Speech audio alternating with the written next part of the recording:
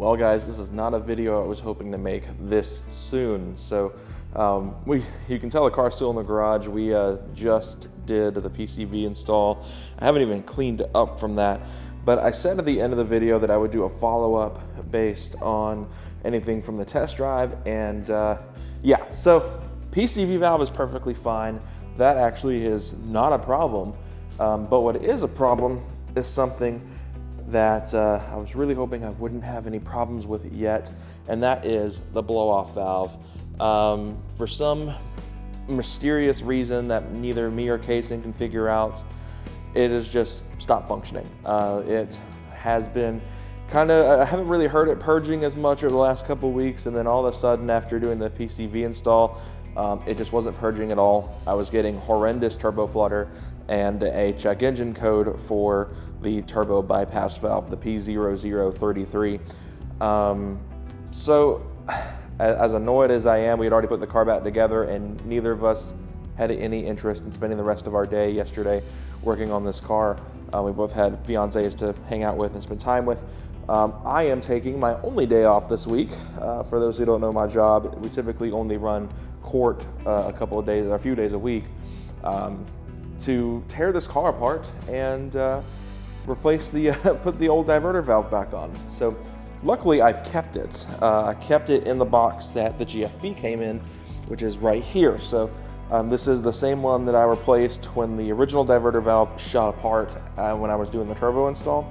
So luckily I still have a good OEM diverter valve to put in this car. It's not like I'm SOL on that front. And the turbo flutter isn't really my worst nightmare. This is a ball bearing turbo, so it withstands turbo flutter a little bit better than a journal bearing, such as like a Vortex XL or even the stock IS-20 or an IS-38. But I definitely still don't enjoy the likelihood of it potentially causing irreparable damage to the turbo down the line. And I personally hate riding without check engine lights. I mean, that's the only check engine light this car's ever had that wasn't related to the downpipe, which has been remedied. Legitimately, let me add that, it's been legally remedied. So I'm about to just tear this apart. I'm gonna time lapse this. I'm really not gonna make any sort of special video on this. I just wanna make an update for this on you guys because so many people watched the original video with the blow-off valve when I got it and installed it. And so many of you guys were curious about the longevity. Some people were curious about how it was holding up. And unfortunately, all the good graces I've given it have run out, as well as apparently a bolt on my grill. Nope, never mind, it's there. So I'm gonna go ahead and get started. Thankfully, this isn't terrible. It's 3 screws. My biggest worry is with the new additions of these PCV hoses in the back causing any trouble getting access to the 3rd bolt. So I may wind up having to do like I did before and take the intake hose out, which I'd rather not do because it is a nightmare to get to. But I need to get this done so I can get this to work tomorrow without any turbo flutter or check engine lights on. So anyway, I'm gonna set this up to time lapse and we're gonna get going on that front.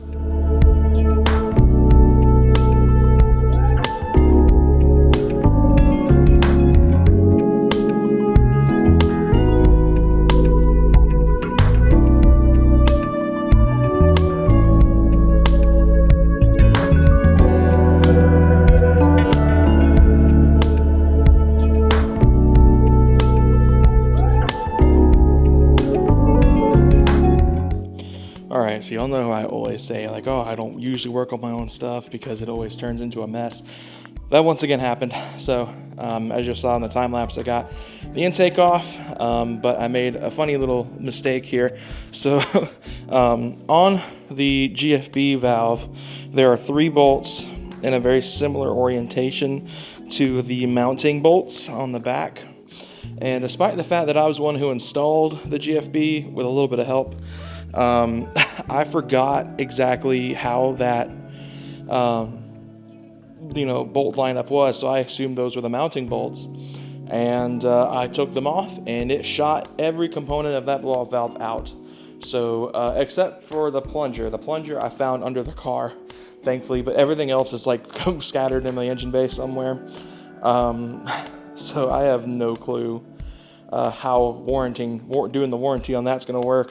Probably not going to be able to do that now, which means I'll be out the money, but that's, an error. So then the next thing came, and you'll probably notice if I can position the camera right and zoom in and post. Those aren't the Allen head screws that go on the diverter valve. When I was reinstalling it after I took a breather because I was just getting frustrated and was just tired. I'm not a very tall person, so bending over a car like this is rather painful for me. So I sat down and drank some Gatorade, took a breather. I came back out here to install the OEM diverter valve and then immediately dropped one of the bolts and lost it. So I looked for 10 minutes with a light and a magnet trying to find it, and I just flat out couldn't. So luckily, my local parts store had a couple different options for M6 by 16 bolts, which is what the diverter valve recommends, or utilizes. I shouldn't even say recommends. So I went and got some, and thankfully that means I didn't have to use the Allen stuff, which is how I kept losing stuff in the first place, because I'm trying, to use the hardware that it came with. But thankfully, I happened to find those bolts that were using traditional hex heads. Hex, I don't know, that's just what it says on the box. But it was a 10 mil socket now, so that makes me a lot happier because I really hate dealing with Allen keys and, having to do the jank extension with the socket and stuff that doesn't fit very well. And, I've dropped that during the course of this as well. And then the craziest thing that happened, and this is probably something that I'm sure plenty of people have done on this car.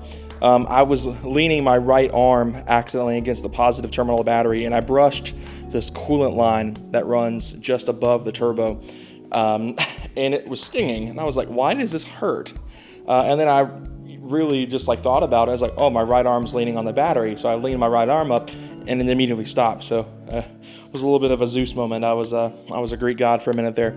But anyway, I'm going to plug the diverter valve back in, and then I'm going to start reassembling the car, putting the intake back on, and all that good stuff. I did verify nothing is in the turbo, which is very good. I was really worried about that when the blow-off valve shot apart. But judging from the fact the plunger was in the floor, and that's the last major piece of the whole assembly, I'm assuming nothing could have gone inside the turbo since the plunger would have been the last piece to fly out. So anyway, I'm going to reassemble the car as best I can. Deal with this PCV hose that gave me so much trouble during the PCV install, and then I'm going to take this up the street. I don't even feel like washing it in my driveway. I usually try to wash this car at home and use my own equipment. I'm going to take this thing up the street and wash it at a covered car wash, so I'm not out here sweating in 95-degree heat or whatever the feels like temp is right now. So I'm going to do all that off camera, and I've got a cabin air filter need to install well, so I may do that with you guys in a bit. So anyway, I'm going to cut this off for now and just focus on getting the carpet back together.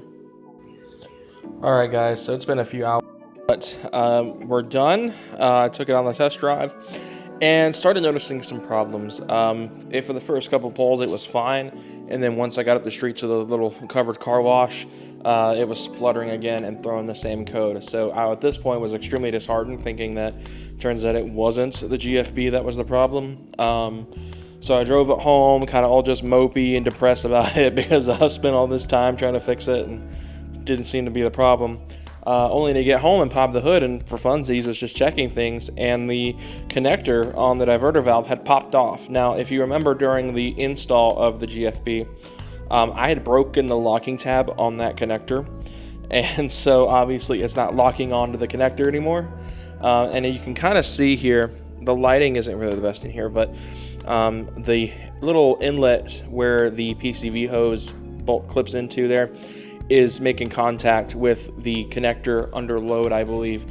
This engine moves around a lot, and that intake kind of stays still. So my assumption is that it's hitting the intake tube under load, and it's just pushing it off. So we've got a zip tie in there now. I'm going to try to cinch it up here in a minute and see if that will fully force it. So I do still think that the GFB valve failed. I don't know why, if it was just very suddenly or if it had been built up. I was telling Michael on the phone earlier, I don't think I'd been hearing it purge for like a week very much. Obviously it was doing enough to keep him tripping a light, but it wasn't just giving up. So that's my theory, at least for now, is that it just was on its way out and then just chose to fail at conveniently the same time we did the PCV upgrade. So that's my assumption for now. I went and washed the car looks a lot better on everywhere but the back. As soon as I got home, it started raining again, so it's a little dirty back here again, but it was just a quick touchless just so it doesn't look too bad driving it to and from work. So I'm going to give it a full touch wash later this week, probably this weekend. So yeah, that is that for now. I guess just I'm making this video to, give everyone caution on that GFB valve, especially if you're running a bigger turbo and running, a ton more boost through it. You may eventually have it fail on you, like mine appeared to have. One last thing I wanted to show off. You guys probably noticed it during the PCV video. I did get red center caps for my countergrams, and I am in love with them. They look so good. I talked about this on like a post or something like that. I am going to be doing a couple more videos pretty soon. I'm going to be working on a video probably on VW's Nürburgring outings in the GTI Edition 50, as well as a video on the future of this build and what to expect over the next few months. So anyway, guys, thank you all so much for watching. Hope you all enjoyed it. I will see you guys later. Have a great day, and take care of yourselves. Be safe, and just do the best you can every day to live life to the best.